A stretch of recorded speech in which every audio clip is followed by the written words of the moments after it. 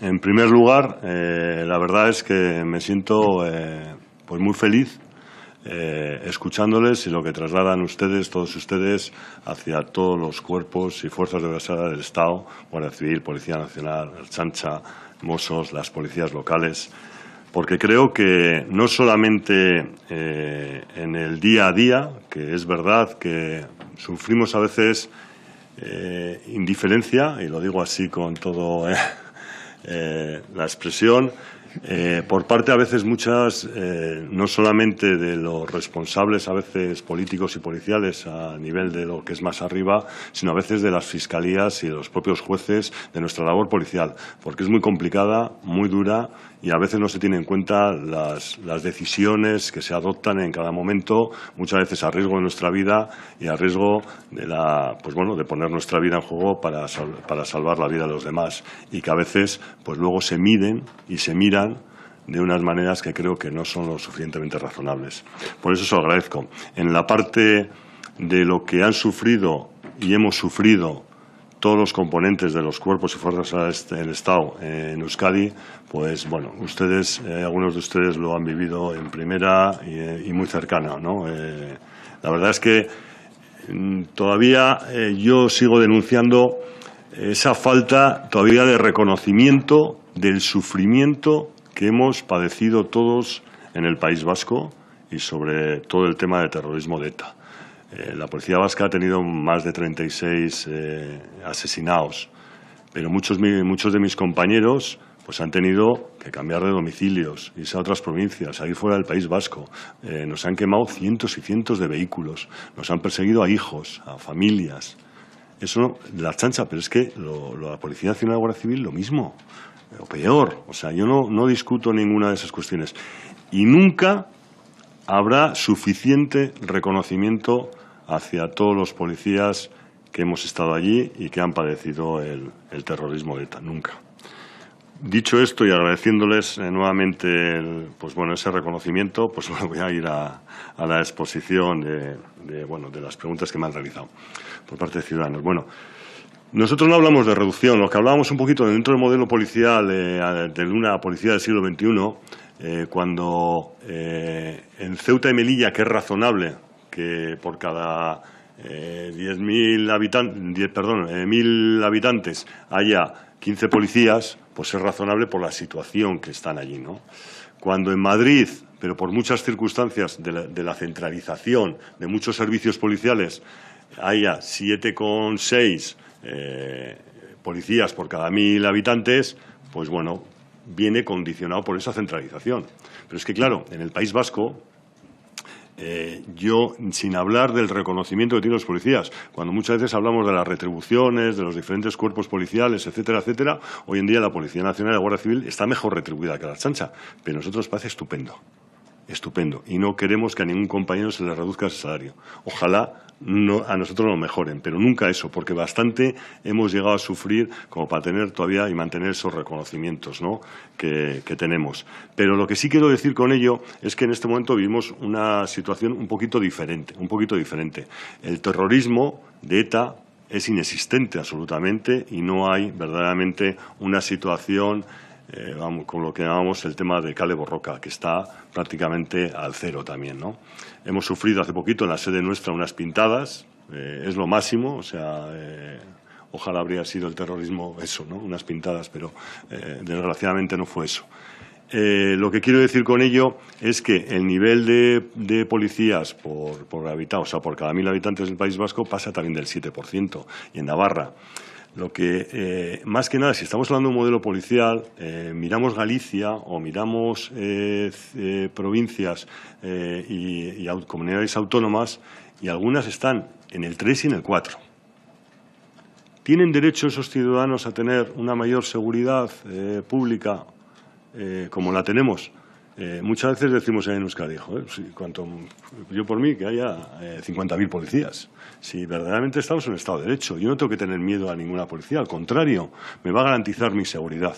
O sea, que somos en ese aspecto Pues estamos beneficiados de ese número de policías actualmente en el País Vasco, policías locales, Ertzaina, antes hemos hablado de los Miñones, etcétera. Entonces no va por ahí el tema. El tema es que hemos venido aquí a hablar de un modelo policial en el Estado español y entonces lo que queremos al final abordar, fuera de que yo voy a defender a la Policía Autónoma y a lo que es la Policía Vasca en todos sus conceptos, lo que sí quería hablar un poquito era a nivel de lo que es englobado, lo que es el futuro de la policía del siglo XXI y lo que en un momento es la seguridad pública a nivel estatal. Por eso lo decía, no lo decía porque yo quiero que se vayan o no se vayan, eso para nada. O sea, no tiene nada que ver eso con lo que es la pronunciación de lo que he comentado. Por eso no va. Lo que se ha establecido aquí el director de la Ertzaintza. Bueno, el director de la Ertzaintza es una persona que es rechazada continuamente desde hace muchísimos años por parte de todas las organizaciones sindicales y por una gran parte del colectivo de la Ertzaintza. Es una persona que, como él ha dicho, ahí él ha hablado, y bueno, la verdad es que no me ha interesado mucho su exposición porque la conozco desde hace muchísimos años, hablando de ideología. Nosotros no tenemos que tener ideología. En mi sindicato hay personas, como dicen, muy nacionalistas, muy constitucionalistas. Es que no tengo que hablar yo con mi compañero si es de un partido o es de otro. Somos un sindicato profesional. Y en la policía es lo mismo. La policía no tiene nada que ver con el tema ideológico, no el tema ideológico. Estamos en el Estado de Derecho. Tenemos, al final, que buscar las formas para garantizar la libertad de los ciudadanos y sus derechos. Entonces, no tengo que hablar nada de ideología. Esa persona es una persona que continuamente le estamos pidiendo la dimisión y que se vaya de la Ertzaintza, que está haciendo mucho daño a la propia Ertzaintza. En el tema de la coordinación de Policía Nacional, Guardia Civil, óptima, mejorable, reparto competencial, bueno, siempre es mala. Siempre es mala. Porque los responsables, en su momento, bueno, la parte política y la parte de los responsables policiales, ellos quieren tener sus éxitos y quieren tener, es como una especie de ducados o de conde o de esto, diríamos, a la Edad Media. Sigue funcionando eso en las policías. Entonces la coordinación es mala. Yo ahora preguntaría, y no he preguntado verdaderamente, pero le preguntaría a los responsables policiales si, por ejemplo, con el asesinato de Llanes, el último que tan mediáticamente ha sido, cuando va la Guardia Civil a hacer los registros en Amorebieta, la Ertzaintza tiene conocimiento. Posiblemente no tenga conocimiento de nada, sino un coche de seguridad ciudadana pasa allí y ¿qué está pasando? Y de repente pues comunica que algo está pasando, que la Guardia Civil está entrando en un piso. Eso es terrible. O sea, que no haya una coordinación policial, porque bueno, yo puedo llevar unas investigaciones, pero tengo que tener esa coordinación, ¿no? Hablábamos, no sé si... Sí, usted me dirá verdaderamente, porque claro, si no, no puedo responder a todos los grupos. Sí. En duplicidades, por ejemplo, de los cuerpos policiales, aquí nuestro compañero de Teras, lo otro, y la diferente formación. Claro, no puede tener una policía una formación diferente a otra. La policía española y la Ertzaintza somos de las mejores policías en el tema de desactivación de explosivos que existen, por desgracia. Porque hemos vivido el terrorismo de ETA, el del Grapo, el de otras organizaciones en Galicia, en Cataluña, y el terrorismo islámico.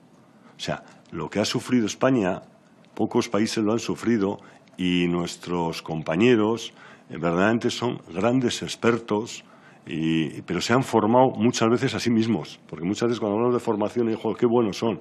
Joder, su trabajo le ha costado y muchas veces verdaderamente no nos lo da. Y les pongo un ejemplo. Este viernes, o sea, mañana, en la Academia de Arcaute, en Vitoria, sobre las reformas del Código Penal en materia de tráfico, nos han trasladado a los ertzainas y nos dicen, va a haber unas jornadas de explicación sobre las reformas tal. Es de carácter voluntario, no se sufragan gastos. Y entonces preguntamos, claro, los que trabajan no pueden ir. Los que no trabajan tienen que disponer de su tiempo y hacer su gasto desde 100 kilómetros para ir a esa academia. ¿Quién va?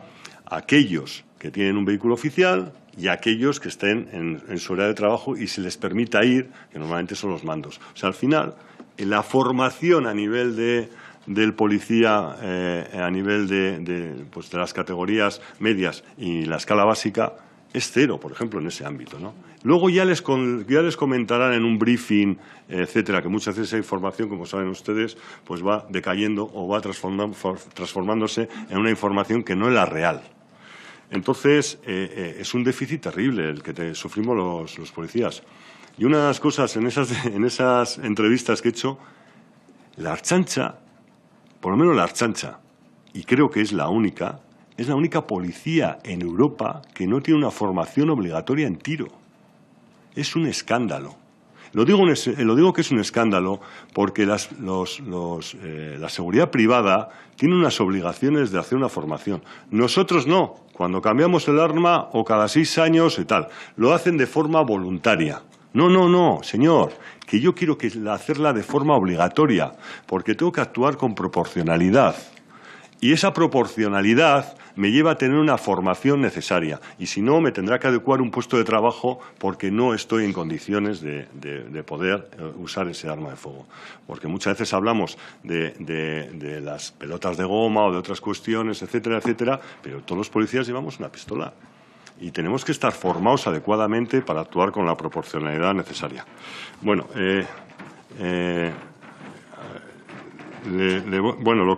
lo que me traslada a su señoría, Juan Antonio, claro, y lo he comentado un poquito al principio y quería dar la contestación.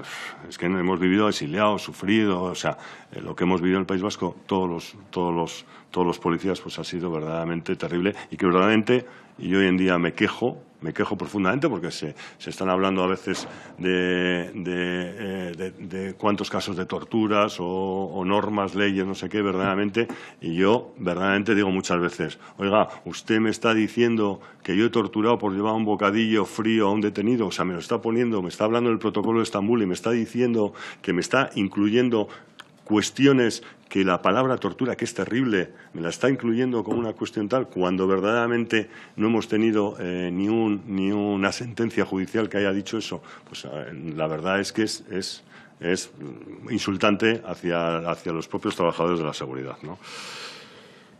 Bueno, algunas cuestiones que he trasladado de descoordinación, etcétera. Bueno, no sé si alguna más podría preguntar, me gustaría contestar a todo el mundo.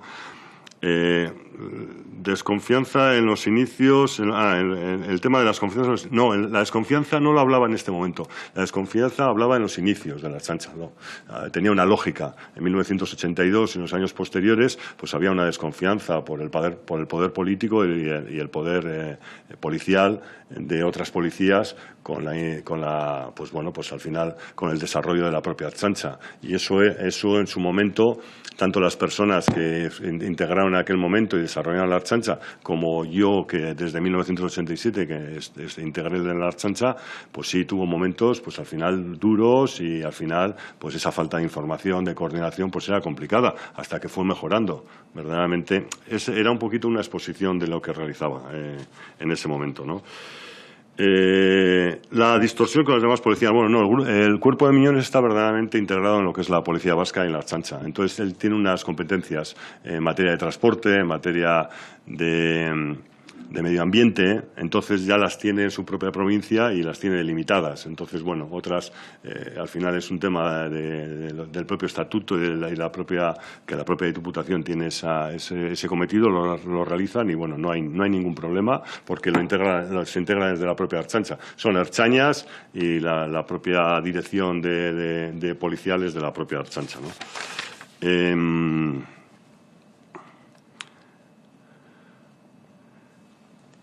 Coordinación, guerras policiales existen. Le quería decir, claro, a ver, pero es lo que les digo. Cuando verdaderamente una de las cuestiones que hablaba, y se me ha olvidado un poquito decirles el tema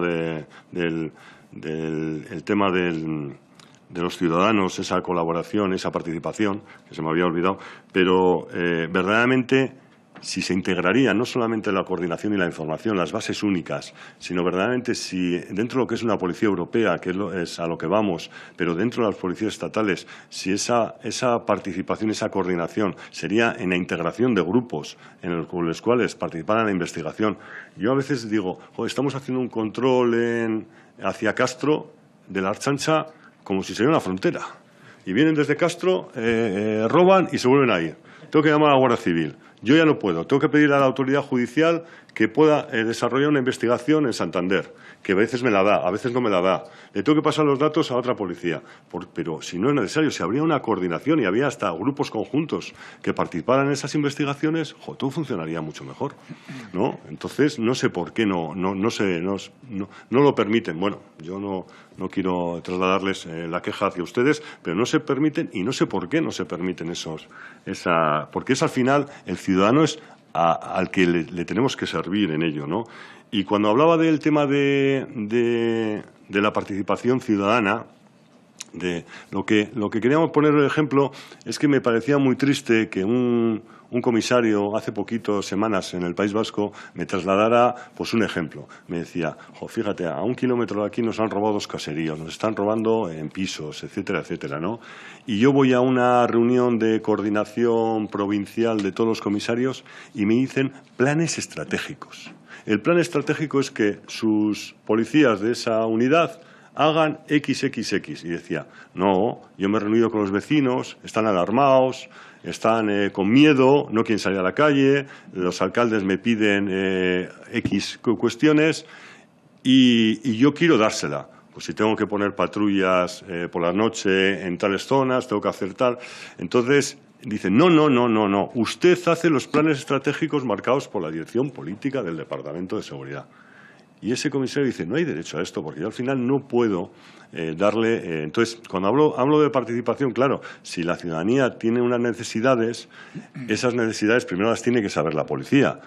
Y aparte de las sensaciones de seguridad, que a la vez vienen desarrolladas del delito, pero luego nos olvidamos, aquí se ha cometido un delito y al mes ya no importa, porque ha salido en prensa, es un tema muy mediático, ya no importa. Entonces, al final no he realizado unas políticas que verdaderamente lleguen al ciudadano, que es lo que quiere el ciudadano, muchas veces, porque tiene una necesidad y tiene una alarma social y tiene miedo y a veces hay que darle eso. Entonces, esa participación, creemos, de alguna manera, en juntas, etcétera, etcétera, aunque ya veo que hay que no están muy de acuerdo con algunas de ellas o muchos debates, pues habría que buscar la forma y la participación para que esa ciudadanía estaría satisfecha. Perdón. Muchas gracias, don Roberto. Ha sido muy interesante y ahora empezamos nuevamente.